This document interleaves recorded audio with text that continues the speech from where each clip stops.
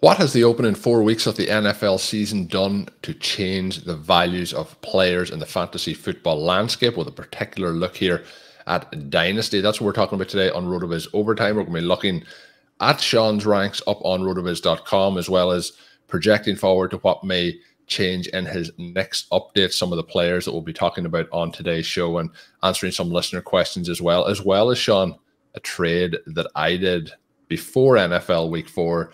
We'll be seeing how maybe that shapes up, maybe negatively for me, maybe positively for me. We'll see how we dive into that in a moment. But we are into our third show of NFL Week 5 preview, I guess we'll call it. We are recording this one on Thursday, the 5th of October. I'm looking forward to Week 5, Shawn. The opening 4 weeks have been fun in ways, challenging in ways, enjoyable in ways, disappointing in ways.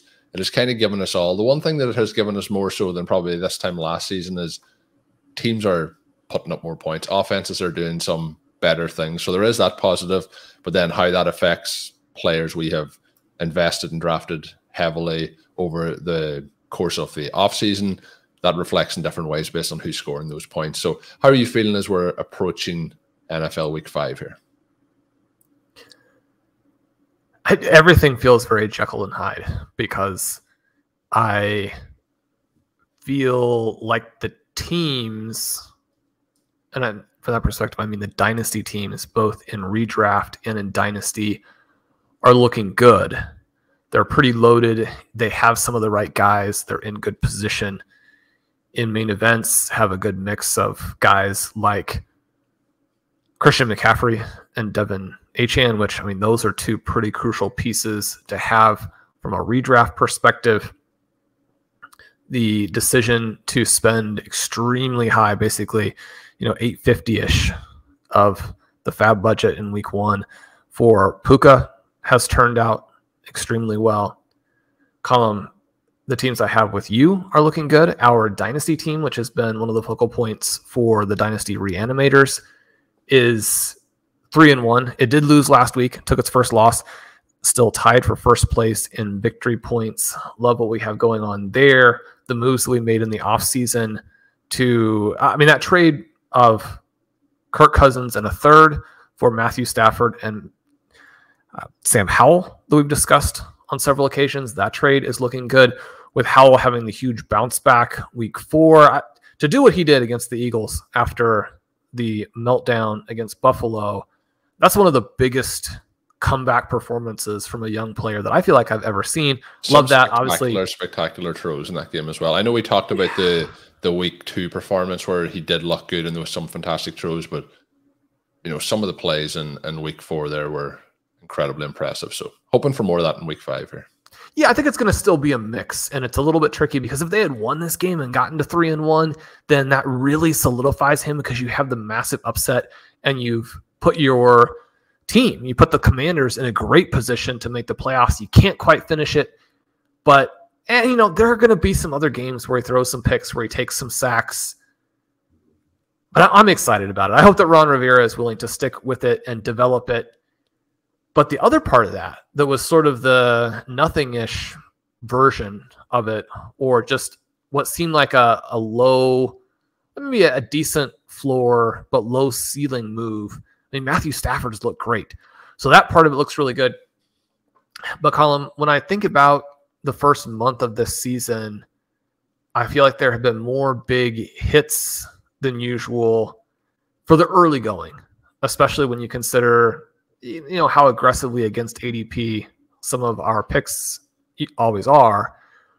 I also feel like there have been more huge busts or just really disappointing developments than usual. So, and we've talked about it before. It's been one of the themes, the high highs, the low lows.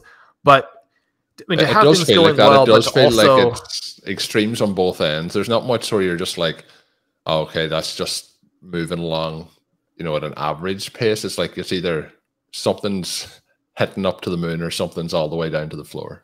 Yeah, and we've talked about some of the positives. Obviously, George Pickens and Jahan Dotson are not necessarily doing anything close to what we need. Although Dotson does come through and make the key catch at the end of the game. You hope that that leads him to the next step, because he has been the missing man in that Commanders offense. They need him to develop. So we have a couple of the young priority wide receivers aren't hitting. This offseason theme that we worked through, and I really feel like the evidence was behind, but I mean, you do see the risk of taking the late quarterbacks, which we've talked about. Connor O'Driscoll had a fantastic article on it. We always talk about the QB window and why the QB window exists. There are risks and there are low ceilings for the guys who go late. I really believe that the season was set up for breakouts for some of the late pieces. And yet, even if you were to tell me that Kenny Pickett and Desmond Ridder were going to not fulfill that, I would have still been stunned to see like just how bad they have been.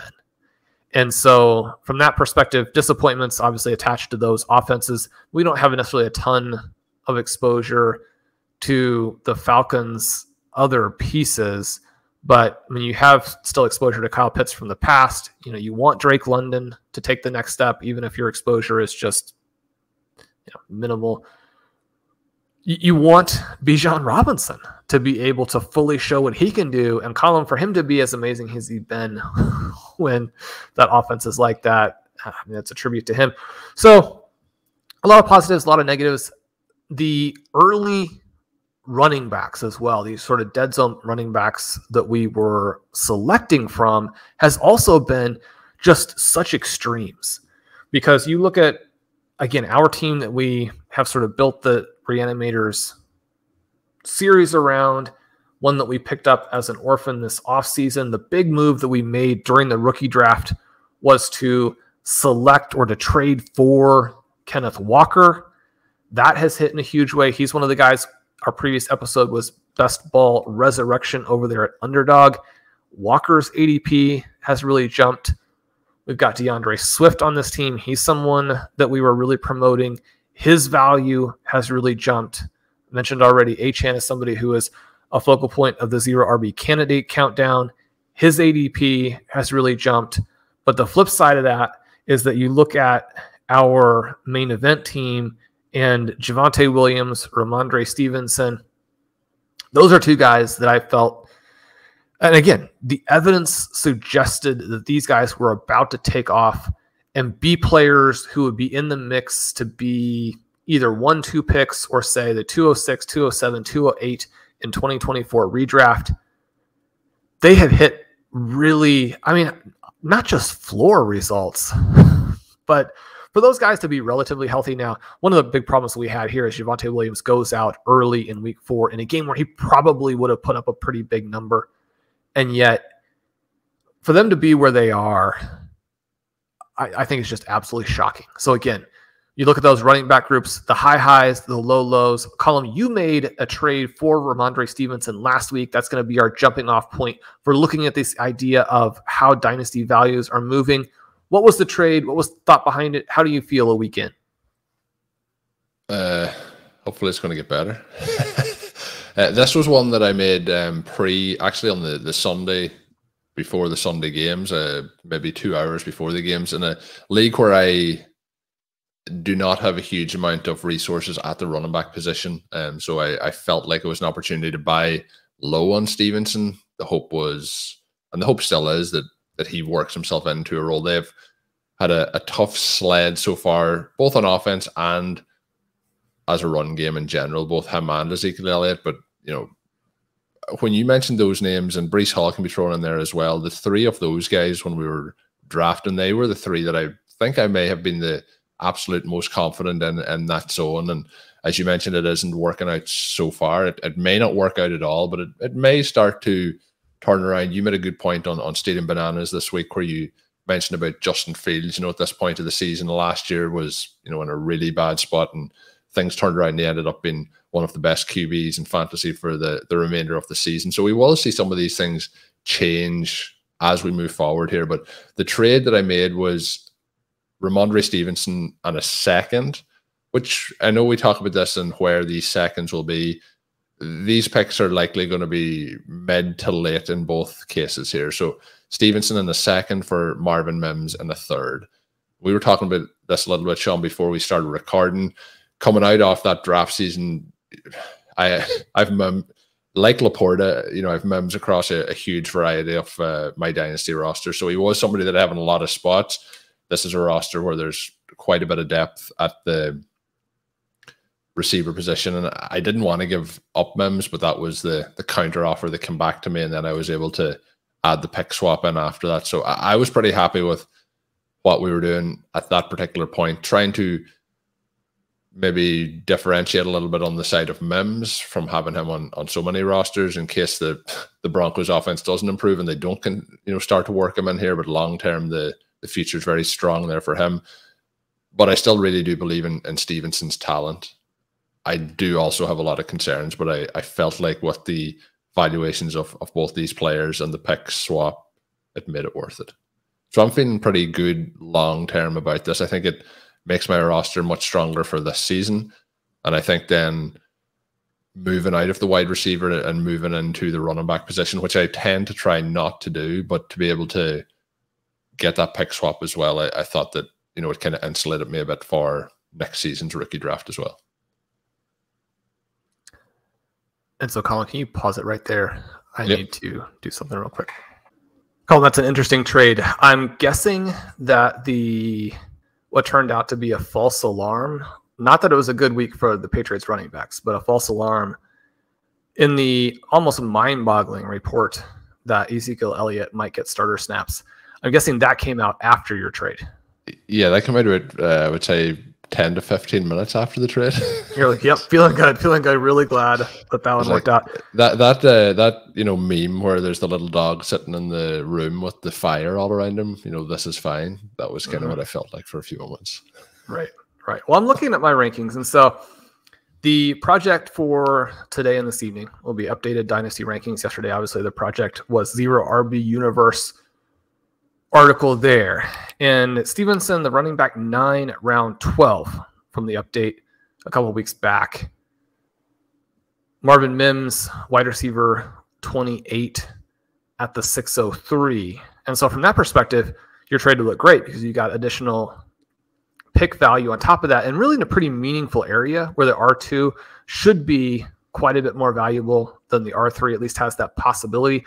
But in those intervening weeks, we did get more evidence that Mims is an eventual star, whereas Rhamondre Stevenson has struggled. And so in today's update, you are going to have Stevenson falling dramatically. And one of the things that we look at here that is kind of interesting, I broke it down in the Zero RB Universe piece, broke down all the different chunks of it: the rushing expected points, the receiving expected points, total DP, fantasy points over expected from rush and receive, total fantasy points over expected, looking at 2022, looking at 2023, and discussing the fact that in 2019 and 2021, right, and 2021 especially important, more recent, it's the first year there with Mac Jones, the Patriots finished number 2 in total points to the running back position. Now, it's a mild committee there, but you're looking at number 2 overall.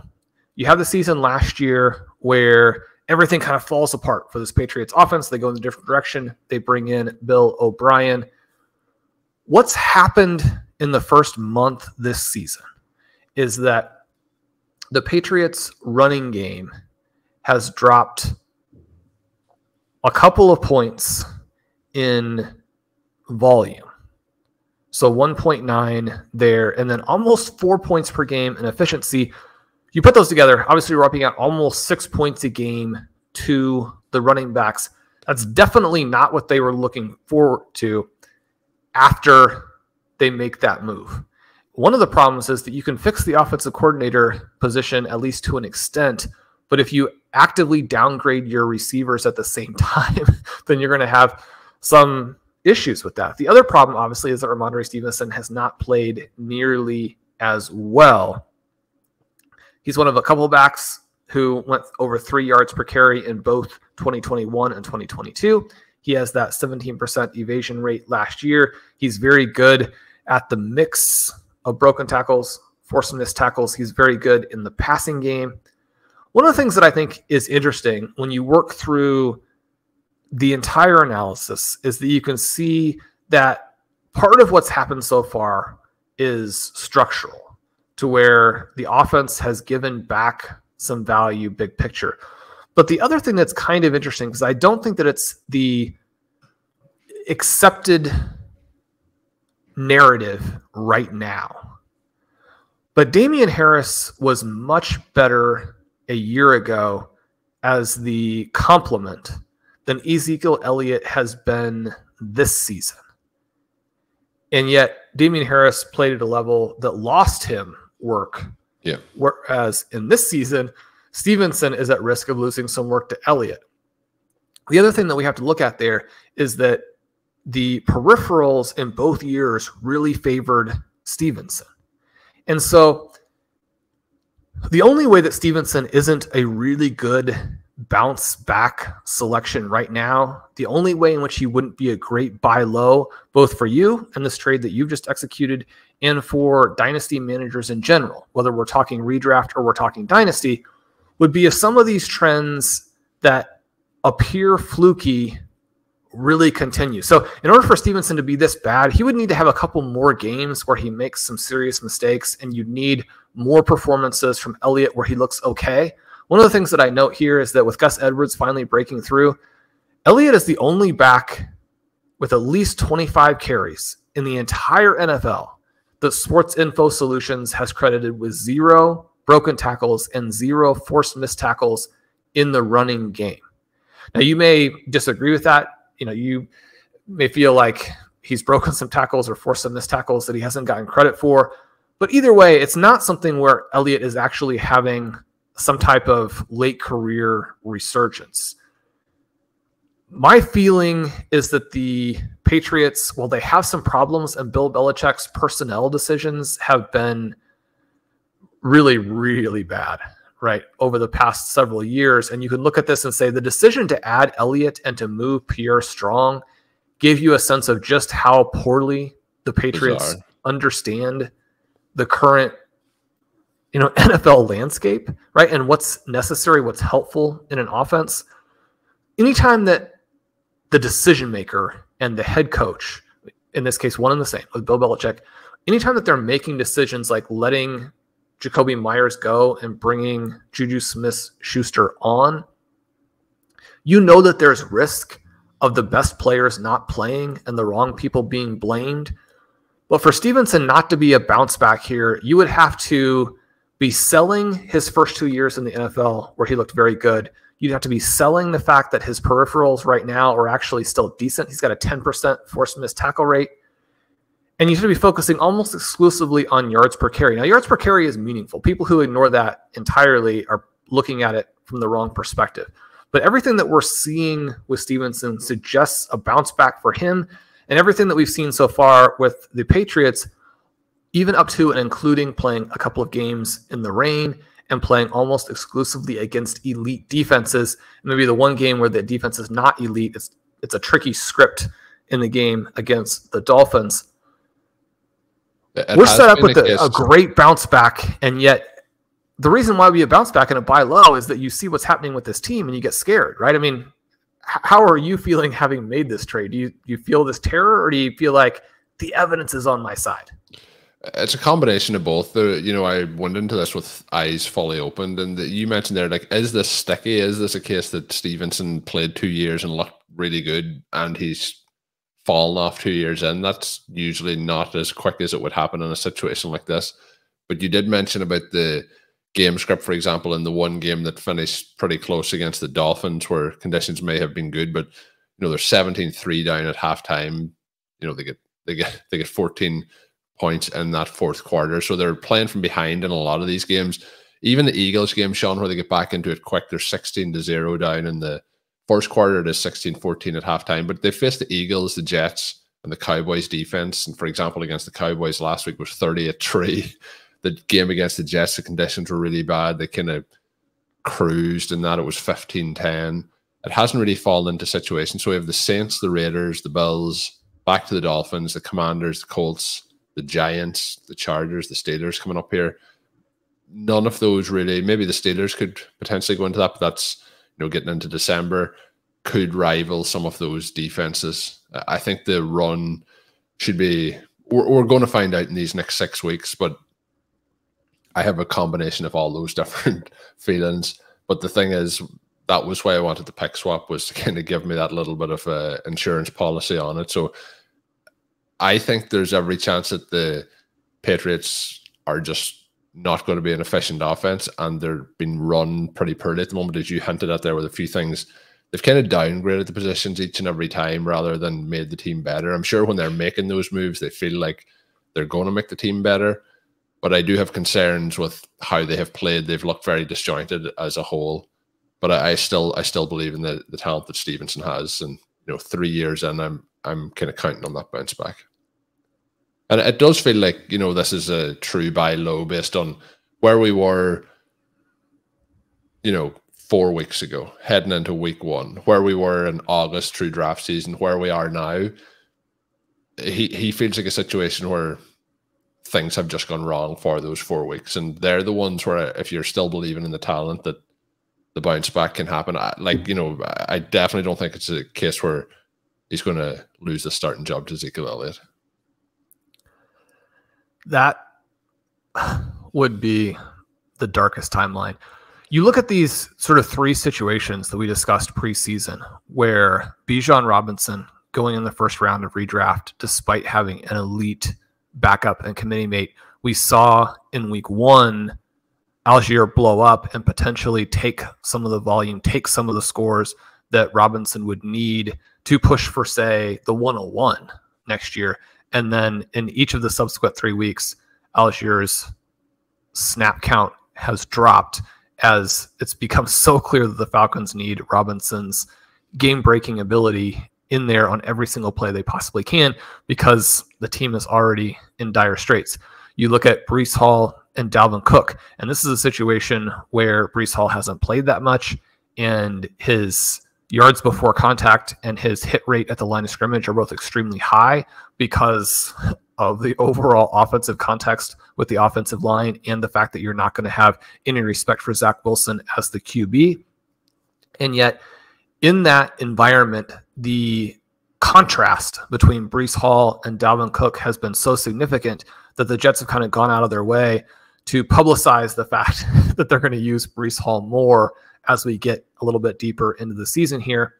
In this third one with Rhamondre Stevenson and Siegele Elliott, really the example that you would expect to have the biggest gap between the two backs, because in both of those other cases, Tyler Algier, pretty good player, Dalvin Cook, probably still pretty good player. Siegele Elliott has been performing poorly and has demonstrated signs of being washed up for 3 consecutive years. I mean, it's just a long time removed from when he was a legitimate back to hand the football to at the NFL level.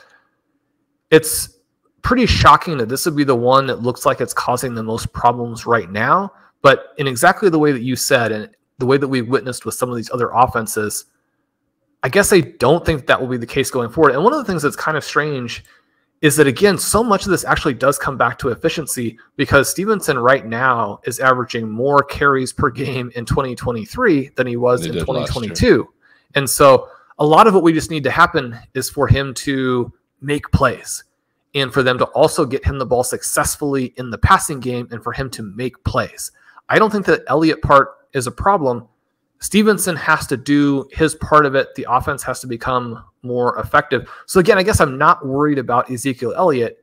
I want to see Stevenson do what we've witnessed in the past and what we're looking for at the prices that we both paid previously and the prices that we're considering going forward. You think about him as an interesting pick in Underdog Best Ball Resurrection. You think about him as an interesting buy low in Dynasty. Now, Bjorn and I received an interesting trade with Stevenson in it as well, where the offer was Stevenson and David Njoku for Sam Laporta. And that's a great example, I think, of structuring a trade in a way that makes sense for the person who's offering, because you give them the tight end back. That is usually pretty important. Now, in this case, it's actually similar to the team that you and I have, where you and I are looking really good on our Dynasty roster because we made a big emphasis of making sure that we had the tight end position set for tight end, and then for also the flex, and then also potential trade value. Where we've played 3 tight ends a number of these early weeks of the season so far.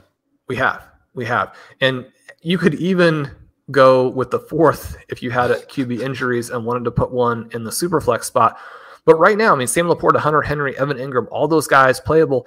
And Pat Freiermuth, maybe the tight end 1 going into the season, is currently injured, and he hasn't performed that well. That's one of the reasons why you want to have that tight end depth. If you're counting on the one guy, even if he seems like a riser. And we thought that Pat Freiermuth could be the next TJ Hawkinson, and yet even believing that, we didn't stand pat at the position and say, well, that's the only way we're going to address it. You want to have the depth there. So Bjorn and I are in a similar situation where we actually probably don't need a tight end back, but it makes sense for the opposing manager to offer that. You offer Stevenson, who is still a name, who does have an interesting buy low profile, and you try and get Sam Laporta. I mean, if we hadn't been like crazy Sam Laporta fans before these first 4 weeks, we might even consider it, right? If we just drafted him and we didn't expect him to do anything, maybe then you're trying to cash out, Shawn. Is that what you're saying? Exactly. But we did expect him to do something. He has done it. There's a possibility that, I don't know how serious tight end one in Shawn's Dynasty rankings. Tight end 1 in the Dynasty rankings. He's going to compete with guys like Mark Andrews and TJ Hawkinson and Travis Kelce. We won't forget Travis Kelce, even though his start to the season has been less than certainly what people would have expected. I mean, Sam Laporta is going to compete to be the overall tight end 1 in redraft unless Kelce goes on one of these scorched earth runs, which he probably will. So, but you look at it from that perspective, Laporta obviously in the mix for you there. So we're not going to make that trade, in part because we attach even more value to tight end for the long term and for being a position that if you have a guy and no one else does, it really differentiates your dynasty roster. But I think that trade offer made sense. I think that's kind of the types of thing that you're thinking about. And if it were someone even just slightly less valuable than Laporta, I think that would be an interesting trade. It'll be one I'll chat with Bjorn. We'll look at and see if there's a counter we can make. And maybe there isn't, because obviously other people are valuing Laporta at pretty high levels right now as well.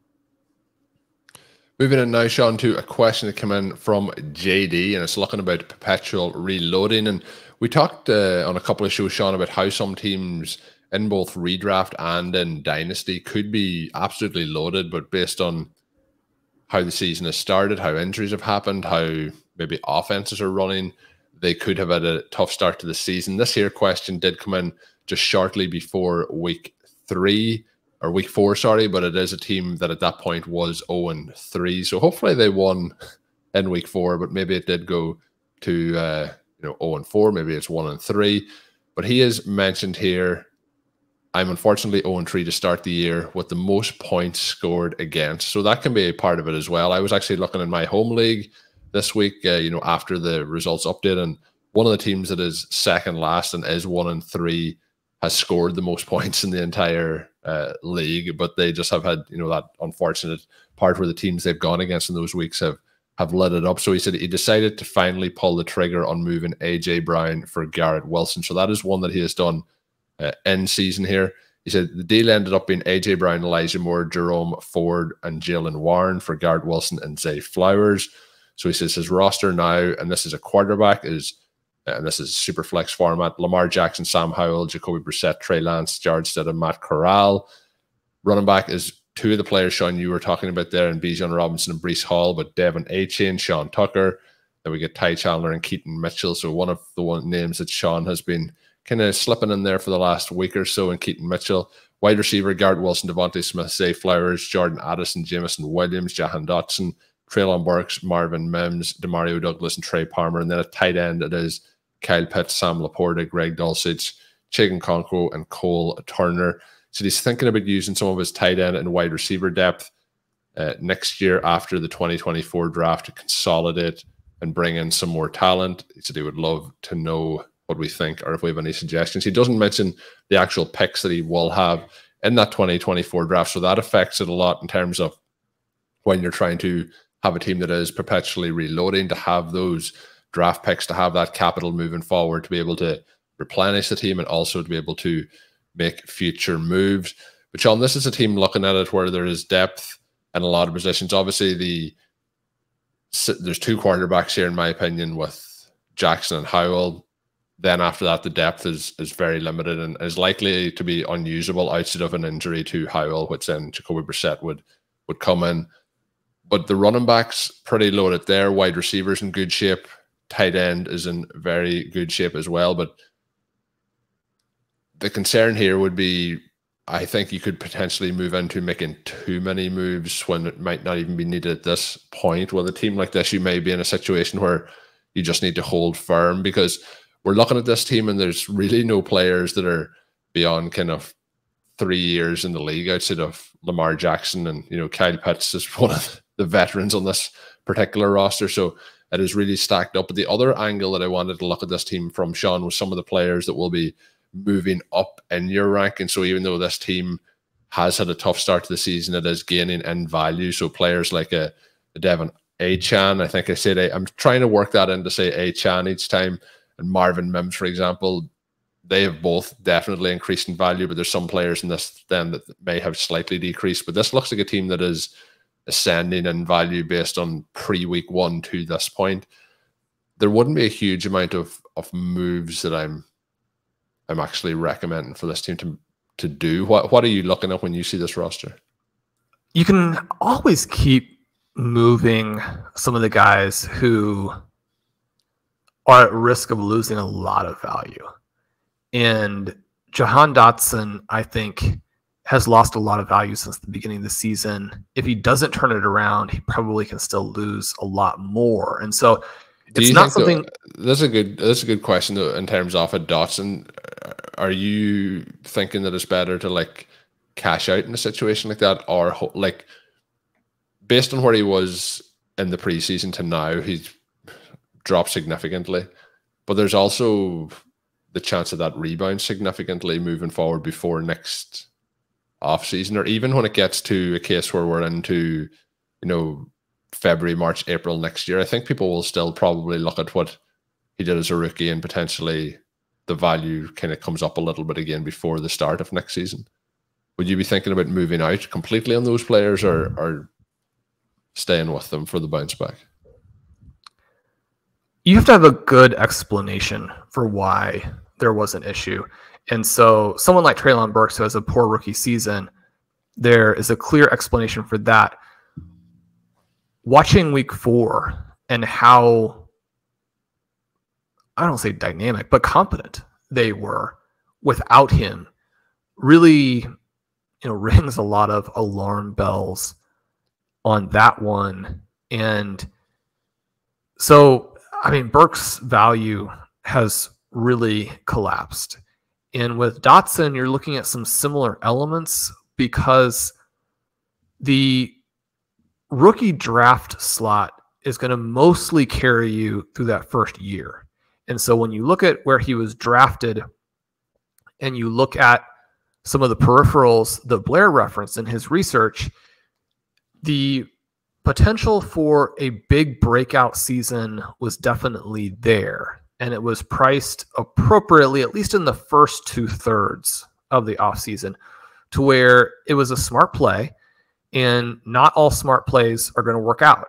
And so you don't want to sort of retroactively then say, okay, well, this was a bad process move simply because it didn't work. But you do have to then reevaluate where you are currently, which is to say that Dotson was overdrafted based on what we know of collegiate profiles.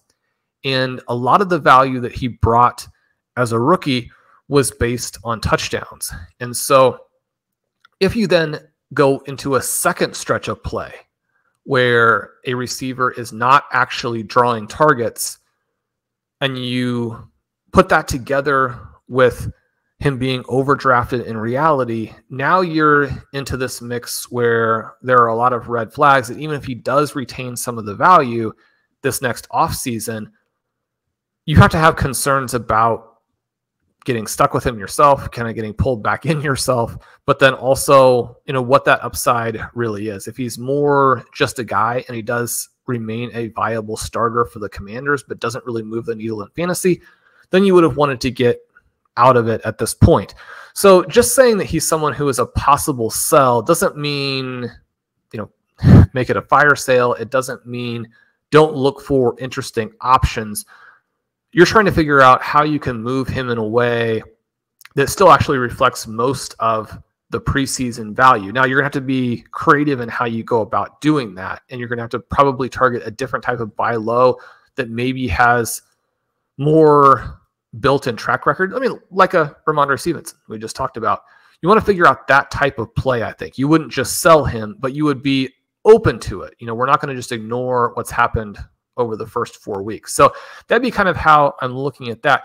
I also think that you can move Lamar Jackson. I've mentioned that in the past. I think that if you have another big Sam Howell believer in your league, there's nothing to say that you have to have Sam Howell everywhere or that every time Sam Howell has a good game, because those are going to happen.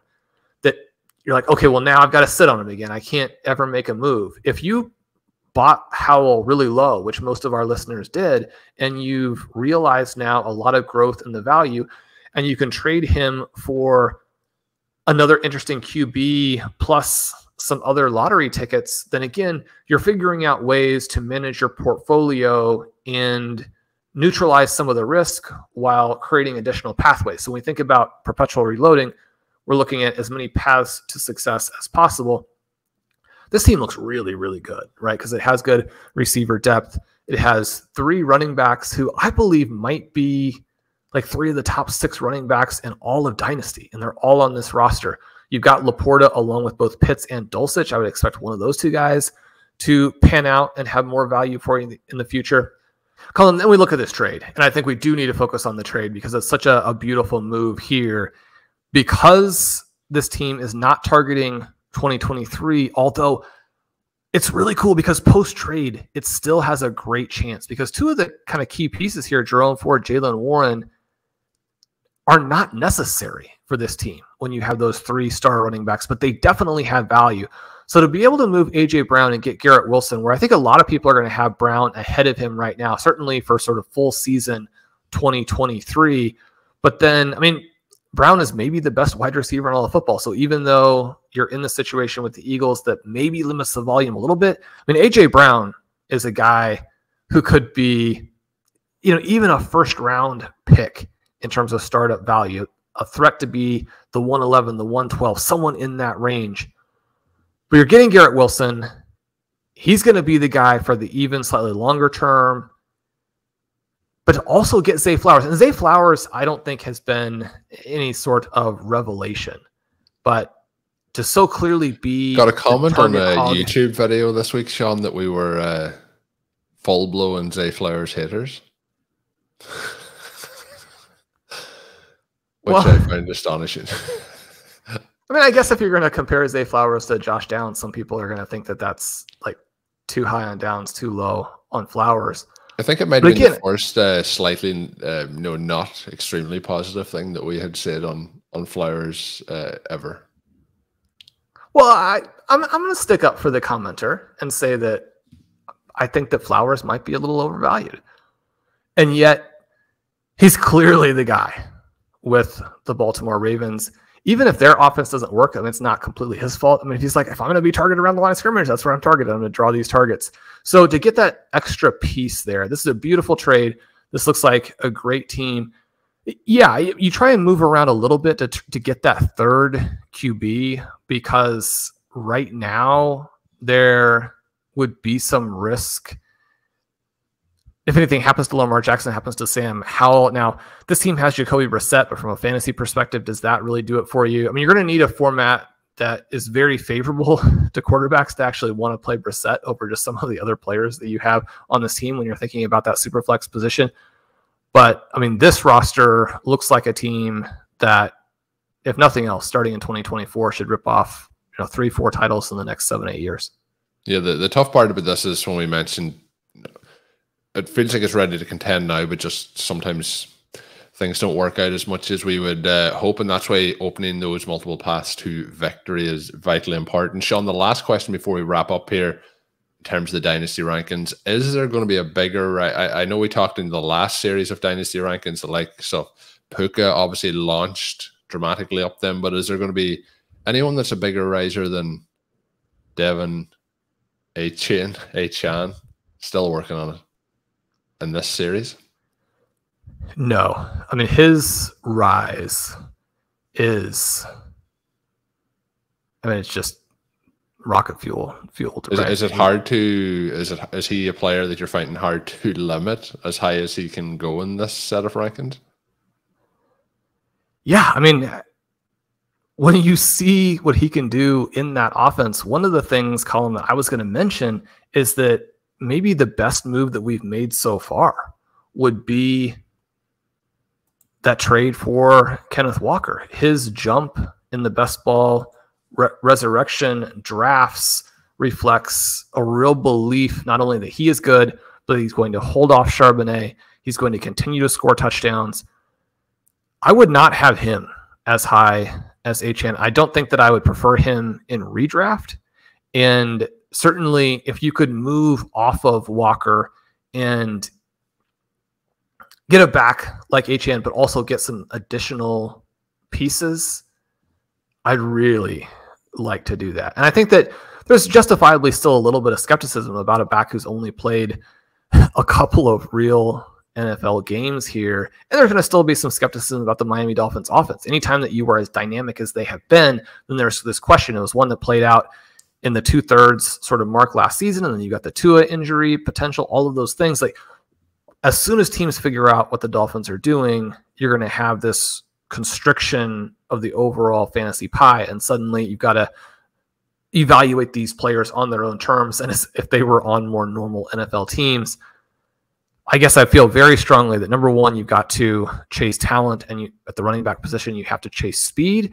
And number two, you want to get as much exposure as you can to offenses that are explosive, but specifically play callers and head coaches who are innovative.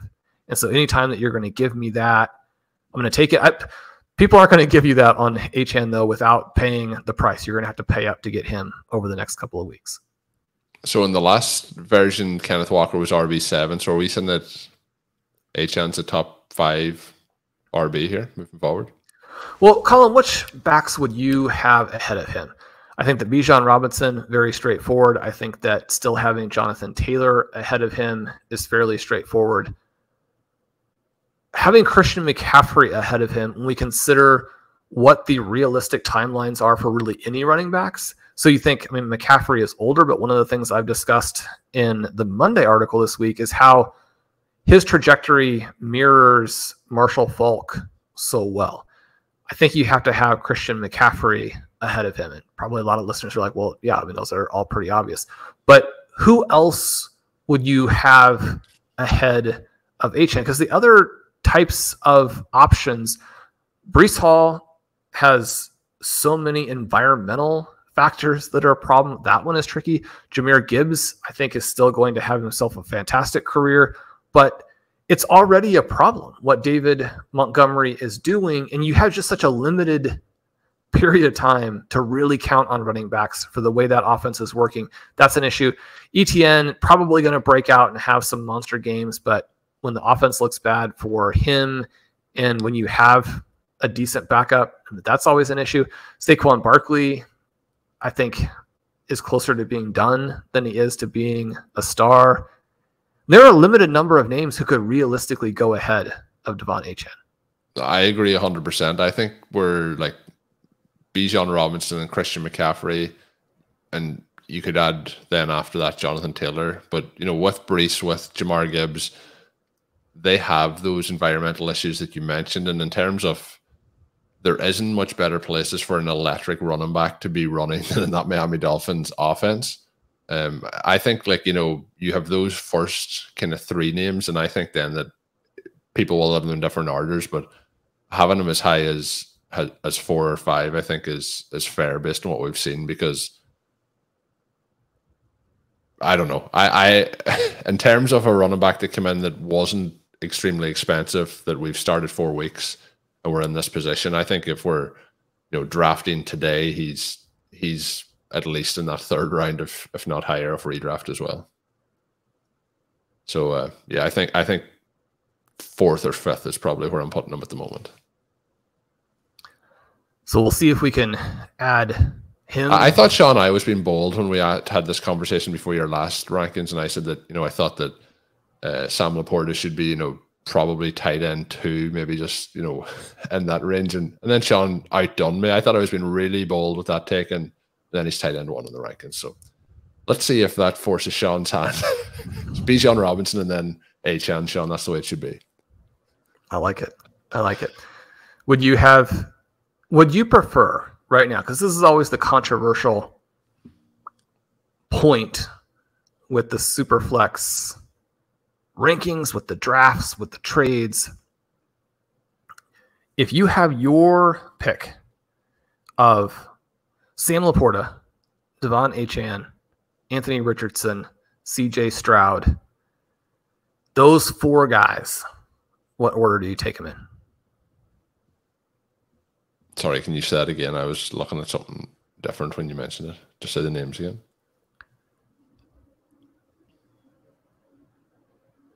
Colm, if you have your choice of Anthony Richardson, CJ Stroud, Sam Laporta, and DeVon Achane, how do they come off the board for you in a dynasty startup draft?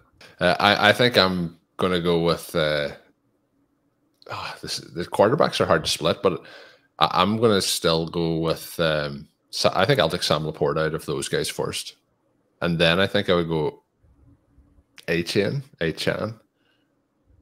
and then I think it's Richardson and Stroud. Stroud has impressed me so much, but I just think the rushing of Richardson is that added value. But I would take both non-quarterbacks first in that situation.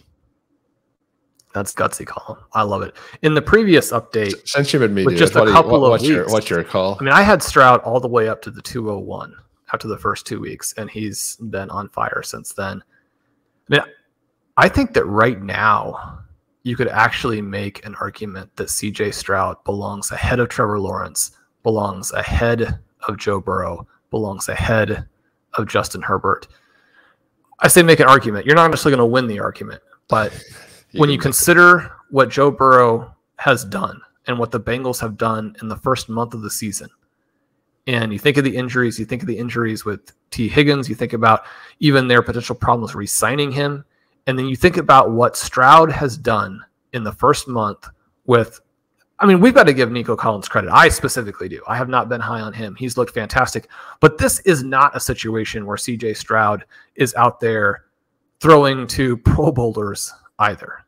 He's been that good. He's in a weak division. You've got the situation there where weather is going to be less of an impact in those games than in the AFC North, especially down the stretch. Maybe that's too controversial and ignores too much built-in production. That we think back, one of the things we've been talking about with Rhamondre Stevenson is that he's been really good the last couple of years. I think sometimes with the quarterbacks, we feel like they've got more insulation and that Burrow's reality performance as the QB is more meaningful than the reality performance for a running back on a team that has just been so-so.